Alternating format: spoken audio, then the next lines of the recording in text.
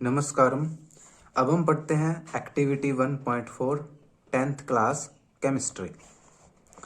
Take a small amount of calcium oxide और quick lime in a beaker.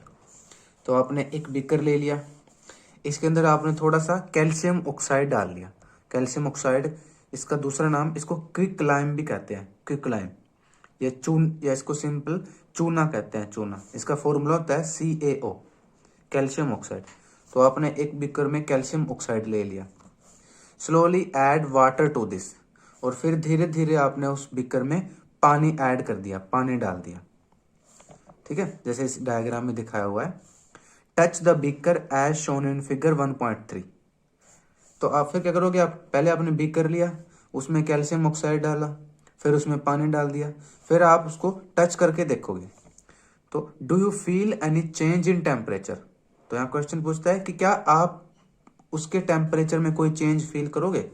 तो यहाँ पर आपको उसके टेम्परेचर में चेंज फील होता है, क्योंकि जब आप इसको बीकर को टच करते हो तो बीकर गर्म लगता है।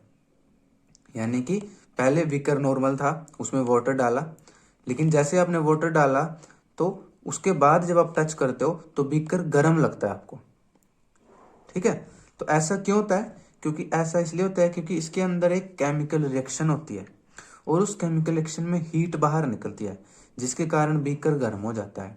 इसमें कौन सी केमिकल रिएक्शन होती है? इसमें ये वाली केमिकल रिएक्शन होती है, कैल्शियम ऑक्साइड। ठीक है, फिर आपने इसमें वाटर डाला था, H2O वाटर। ऐसे यहाँ क्या है कि कैल्शियम ऑक्साइड सॉलिड था, क्विक लाइम कहते हैं इसको, क्विक लाइम, और H2O लिक्विड, वाटर डाल दिया आपने। तो कैल्शियम ऑक्साइड और वाटर दोनों रिएक्ट करके क्या बनाते हैं? एक बेस बनाते हैं, जिसका नाम है calcium hydroxide, CaOH twice, calcium hydroxide, या इसको स्लैक्ड लाइम भी कहते हैं। तो कैल्शियम ऑक्साइड क्विक लाइम, लेकिन कैल्शियम हाइड्रोक्साइड स्लैक्ड लाइम। और जब कैल्शियम हाइड्रोक्साइड बनता है और इसी के साथ यहाँ पर हीट भी बनती है, तो इसके अंदर क्या है, वाटर और कैल्शियम ऑक्साइड आपस में रिएक्शन करते हैं और कैल्शियम हाइड्रोक्साइड बनाते हैं। ठीक है, और हीट बाहर निकलती है और हीट बनती है, ऊर्जा बनती है। इसी हीट के कारण ये बीकर गर्म हो जाता है।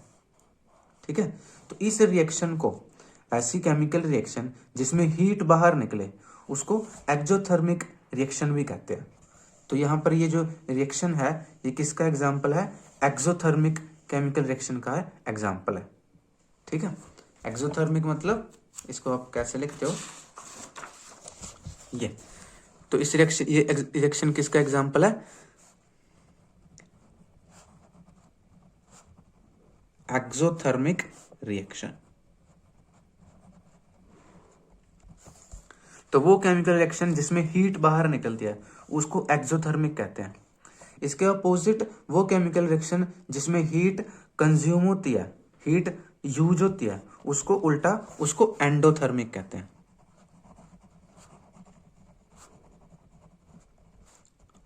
उसको बोलते हैं एंडोथर्मिक रिएक्शन।